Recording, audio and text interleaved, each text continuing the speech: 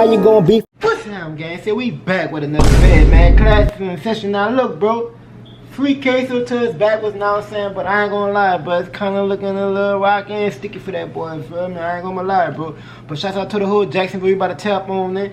Let me put my glasses on right quick, man. Now look, bro, we got Ksoo charged, upgraded up to first-degree murder, bro. You know what I'm saying? For 2 shootings. God damn, Mr. Ksoo, man, you was in Jacksonville cutting up, huh, my boy? My boy wasn't sparing nothing, you feel me? But let's rock on, let's see what they talking about, boys and girls, man. Y'all come on class, man. Let's get this fire game, man. Let's get it.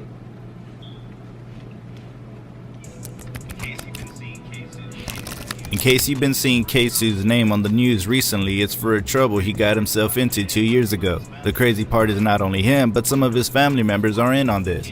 Want to know the craziest part? The case that was looking like what could be a little bit managed has now been upgraded to something bigger. All that's happened and all that's happening concerning the case is what I'll be talking about in this video. Before we start the video, make sure to leave a like, and if you would like to join this month's giveaway of one of these items on. In case you're not familiar with the case, let's go back to how it all started. In February 2019, a 16-year-old boy was killed in a shooting at the Hilltop Village Apartments. Witnesses reported that it was a really crazy sight, more like there was a war going on outside when they heard multiple gunshots. After the police responded to that shooting, they could only identify a dead boy with the name Adrian Gaynor, as he was already dead. And they call this man Lil Bibby, right? Because I went to fucking Hilltop. I went to Hilltop already, you feel me? I could check out the video, you feel me? But nigga, so alleged nigga Ksoo went to Hilltop and killed Lil Bibby. That's what I'm getting off this video, bro. I don't motherfucking know, bro. But it seems like to me nigga Ksoo was a hell of a nigga.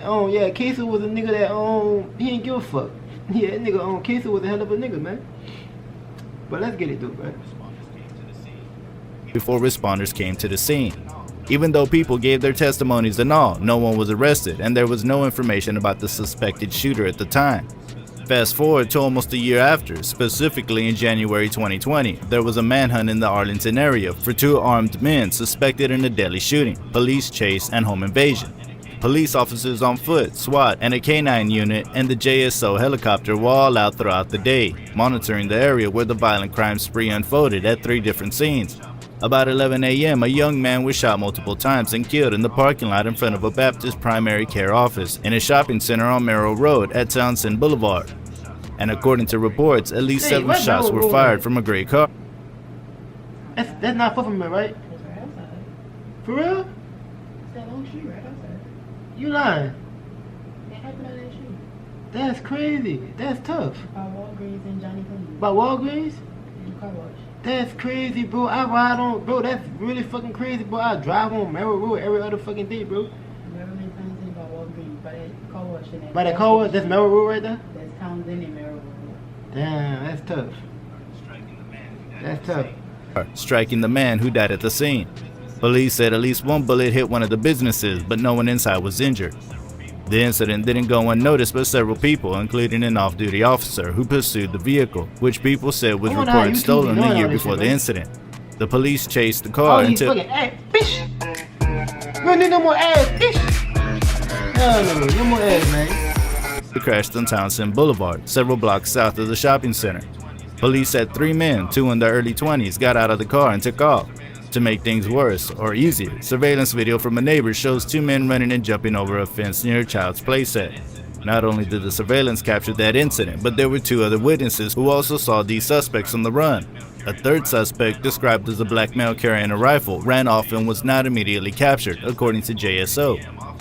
Just after 12:30 p.m., officers were called to a home invasion robbery on Townsend Road at Alderman Road, just south of where the stolen car crashed. They reportedly went inside the home, changed clothes, held the homeowner hostage, and then were picked up by a possible orange or red Dodge Challenger or Charger. According to the victim, she came out of the bathroom and met the 2 suspects in her bedroom. She tried to make them leave and also tried to run, but they held her down. Though these men were proving smart by the way they moved, little did they know that they were only making matters worse by getting people familiar with what they looked like. Before 3 p.m., the sheriff's office had released descriptions of the 2 suspects. Suspect number 1 was said to be 5 foot 5 inches tall, a black male with short hair with twists, tattoos on both arms, wearing a gray t-shirt, with Permenti Brothers on back, brown pants, and white New Balance shoes. Suspect number 2 is a 5'5" tall black man wearing a black hoodie, white muscle shirt, and a black pajama pants with Mountain Dew on them. About 3:30 p.m., the sheriff's office announced that a shelter in place for residents in the area had been lifted, but the 2 men were still at large. The police then put out a reward for people who have useful information about the suspects as they had not been found.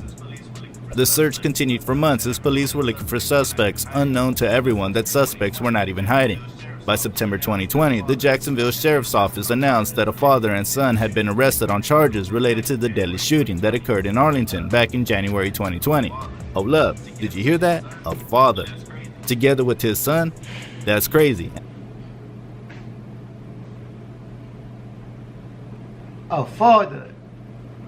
Hold on, bro. I gotta process that shit. So, nigga, Ksoo daddy went on a hit with him. That's what I'm hearing. You feel me? Hold on, man. Flag on the motherfucking plate. So Ksoo daddy a shooter too? Nigga, now I see where Ksoo get this shit from his motherfucking dad. That man, look, bro. That's not in that boy, man. That's not on that boy, man. That's in that boy. You feel me? That boy got that from his daddy. That boy a fucking shooter. Yeah, man. Ksoo get that from his daddy, man. You know, that man get that from his daddy, man. I'm telling you, nigga say the daddy went on a hit with him. Boy, I be goddamn. Boy, I be motherfucking goddamn, boy. These niggas throw it out, bro. And at the same time shocking. That's Hakeem tough. Robinson, popularly known as Ksoo, and his father Abdul Robinson, who has been charged with accessory after the fact, are the ones that were charged with second-degree murder of the January 2020 shooting. At first, when I heard this news, I was confused and shocked, and I began to think about how and why all of that happened, and involved Ksoo and his father. But later on, I gotta realize that there's more to this case, and you'll find out too. After Ksoo had been arrested for the murder of the 20-year-old identified as Charles McCormick, he was then also charged for the shooting of Adrian Gaynor in 2019. Ever since then, he's been on the case. His team and attorneys have really tried their best to take him out of the messy situation, doing all sorts of things, including claims that Ksoo wasn't the shooter. An attorney representing him took to social media to claim that a suspect seen in a dashcam video running away from an ambush murder in Arlington last year couldn't be his client because the suspect is too small. The Miami-based attorney, Christopher DeCoste, posted a series of images on Instagram, which he called a children's book under the title JSO and the Wrongful Prosecution of Ksoo, proclaiming Ksoo's innocence. He then wrote, "Jacksonville law enforcement can't understand that Ksoo is innocent. To help them understand, we put some of the important facts into one of the most understandable mediums, a children's book. The actual book is being mailed to them. Free Ksoo." In the post, which Ksoo's attorney said is suitable for anyone with common sense, he said an eyewitness described the shooter as thin and around 5'10". An officer who witnessed the shooting also said the shooter was slender and no taller than 5'8". The attorney notes that his client is much bigger, while an arrest report said Ksoo was 6'1" and 230 pounds. The post also shows a screenshot from the dashcam video evidence captured the day of the murder where a suspect, who JSO described as the one who chased and gunned down McCormick, can be seen carrying a rifle. The attorney wrote, "He physically cannot be the shooter. In no way do we discount the pain caused to those that love the man that was murdered, but people also love Ksoo, and his life is in jeopardy because of egos and politics, not reliable evidence." See, this is not to bore you with the unnecessary stories, but to point out something that will take us to another. The attorney further said, the book isn't meant to mock the case or court system. Instead, it draws attention to law enforcement's disregard of the obvious fact that Hakeem Robinson cannot physically be the shooter.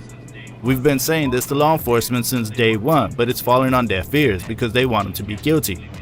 Next, if Hakeem can't physically be the shooter, then the snitch holding the first case together is lying.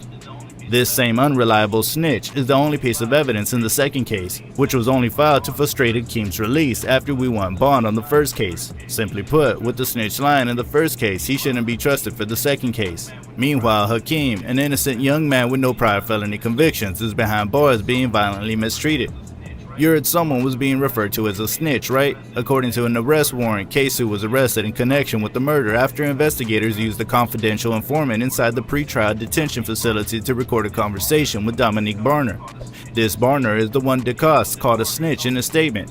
You need to know that Barner is also accused of second-degree murder in the death of the same Charles McCormick. Barner told the informant he and others waited until McCormick left his house and followed him to a shopping center on Merrill Road. He also described the subsequent... Nigga said nigga followed that boy to the shop on Merrill Road. That's tough. Yeah, nigga. Nigga, you from Jacksonville, the near area, nigga. Yeah, y'all knew, you knew what the fuck Merrill Road is, nigga. Nigga do everything on Merrill Road. Nigga, Merrill Road is a famous piece, like Lil Durk said about that bus stop on But they said Tuka got shot at. R.P. Tuka. But yeah, though, nigga on Mel motherfucking road. Boy, that's tough. That's tough. Police chased after the shooting. In an interview with investigators, Barner acknowledged he was driving the car that was involved in the murder of McCormick. According to an arrest warrant, he told investigators he was with Ksoo and Leroy Whitaker, who was also eventually charged with second-degree murder when they tracked down McCormick. Now this is where it gets clear. According to Barner, the reason Ksoo wanted to kill McCormick was because he made a song which talked about disparagingly about Willie Addison. Addison, who's also known as Boss Goon, was an aspiring rapper when he was killed leaving a concert in 2019, and also Ksoo's half-brother. Now you know that even McCormick was a rapper who rapped under the name Lil Buck. Barner told police that when McCormick came out of the business, Robinson jumped out of the rear passenger seat, chased McCormick down, and shot him with an AR pistol.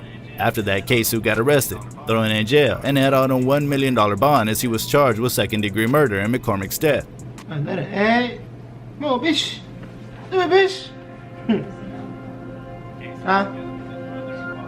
Ksoo, together with his brother and father, were said to be involved in the same case. Since Ksoo's brother was also mentioned to be a part of this, he's been on the run and police have put a reward on him. He didn't run for too long as Fulton County Sheriff's Office records show Kareem Robinson, also known as Crazy Kate, was arrested in the Atlanta area on a warrant for fugitive from justice on a murder charge and awaiting extradition back to Jacksonville. Hope you haven't forgotten that Ksoo was also charged in the February 2019 murder of 16-year-old Adrian Gaynor Jr. at the Hilltop Village Apartments in Northwest Jacksonville. In that case, his bond was also set at $3 million. Ksoo has pleaded not guilty, and together with his attorney and whole crew still claiming that he wasn't the shooter and that he was innocent in the accusations. Now here's the big deal. Ksoo has been indicted on a charge of first-degree murder, according to a news release from the Office of the State Attorney 4th Judicial Circuit of Florida. Ksoo was indicted on 2 counts of first-degree murder, and in the 2 different cases. He's charged in the shooting deaths of 16-year-old Adrian Gaynor in 2019 and 23-year-old rapper Charles McCormick Jr. in 2020. Even if Ksoo wasn't the shooter, he has in a way implicated himself with his controversial music videos that feature lyrics about the murders. That's what I'm Though saying, his attorneys have said bro, the lyrics did not. A lot of ways these niggas get popped these days, bro, because they put everything in the fucking music, bro. Like, niggas be really self-snitching on themselves, bro. Niggas want to talk about, man, the fucking bloggers, man, they be posting fake news about a nigga. They be doing this, the vloggers, the police, nigga. Y'all niggas the police, bro. Y'all niggas right on y'all self, bro. If y'all don't put nothing on social media, say shit in y'all songs, bro, then what the motherfucking vloggers gonna talk about? Honestly, let's be real, bro. Man, nigga Ksoo too hot out here. I ain't gonna lie. Nigga, I was rooting for Ksoo. Nigga, I was like, man, nigga, free Ksoo. Man, nigga, Ksoo a fucking demon. Yeah, I ain't gonna lie. Ksoo a demon, bro. I ain't gonna lie, man. This nigga Ksoo, daddy doing hits with him. That's tough. You feel me? That's tough. I'm sick of Mr. Ksoo, bro. That boy a dangerous man. Proof he's guilty. Recently, the judge also denied a request by Ksoo's attorneys, who wanted the state prosecutor removed from the case. The indictments were among 5 total that were handed down by a grand jury, and 2 of the indictments involved 2 unrelated cases. These other cases only showed that those Ksoo are involved or charged with are dangerous, if his claims of being part of it is true. Alberto Rosario Jr. was charged in 2 drug overdose deaths. Rashard Lewis was charged in 2 deadly shootings a month apart in December 2019 and January 2020. Really scary set of people they are. You see, this problem in case generally has to do with gang wars, and I believe that makes sense. There are these 2 Jacksonville gangs that have been in crazy wars, the ATK and KTA. There's been crazy happenings surrounding these 2 gangs headed by fast-rising rappers Young Ace and Julio Fulio. You must have heard about the case of these 2 gangs that's been going on for a long time. Even Julio Fulio was shot at late last year, but luckily survived the shooting. I mean, damn, if you want this video to end, then let's not even bother to talk about all that's happened between these 2 gangs and only focus on the ones that are connected with this case. You see, this string of violence surrounding the case dates back to 2019, even when rapper Willie Addison, another brother of Ksoo known as Boss Goon, was killed and 5 others were wounded in Spring Park. The shooting victims had just left the rap music event at Paradise Gentlemen's Club on Bay Meadows Road. Since Boss Goon's death, his brother Ksoo and his family seem to have been determined to avenge his death. As you already know, that gang members don't report to the authorities, they'd rather take law into their own hands. That, I guess, resulted in the death of Adrian Gaynor, also known as Bibby. Yeah, does it ring a bell? You must have heard his name in Young Ace and Ksoo's songs. He's a friend of Julio Fulio, but it isn't clear if he's a KTA member. In Young Ace's song titled Who I Smoke, he raps, Who I Smoke, Bibby, Who I Smoke, Tiki. Who I Smoke Lil 9. Ksoo also mentioned him in his song Ksoo B. He raps, "Niggas never play with Ksoo, smoke bucking Bibby to the face though. Bibby had a closed casket, I wasn't surprised." So typical gang members, right? They rap about crimes a lot in their songs. As Barner has said, Lil Buck was killed because he dissed Boscoon. You see the trend? Not only did Ksoo put these crimes in his song, his album cover also features faces of death, young men in Jacksonville. That's really crazy, and might not ever make him come out of his trouble. With Ksoo's charges upgraded, he's facing 2 possible sentences, which is either death sentences or life without the possibility of parole, according to Florida statute. I'ma say this, Alright guys. Nigga, Ksoo was a motherfucking maniac. Nigga, Ksoo was a demon baby. Yeah, nigga. A lot of these dudes claim demon baby out here, but Ksoo was a real demon baby. I'm just saying, bro. Nigga, I don't know how Ksoo gonna get out that jam, bro, but nigga ain't looking too good for my boy Ksoo. Now, I rooting for Ksoo. Nigga, I was saying, boy, free Ksoo to his back was nigga, free motherfucking Ksoo. Nigga, I ain't gonna lie, how this shit looking, bro. If Ksoo could beat this shit, bro, Ksoo a hell of a nigga, bro, but this shit looking kinda sticky. I ain't gonna lie, bro. Y'all let me know what y'all think about this in the comment section, bro. It ain't looking too good for Mr. Ksoo, man. Nigga, I'm just saying, man. You feel me? Y'all tap down, y'all tap on it, man. Real spitty gang shit, man. Class out. I'll beatbox your ass. That's some double D. Big titties on her shit. I know she really like that. Spit again, a whole click.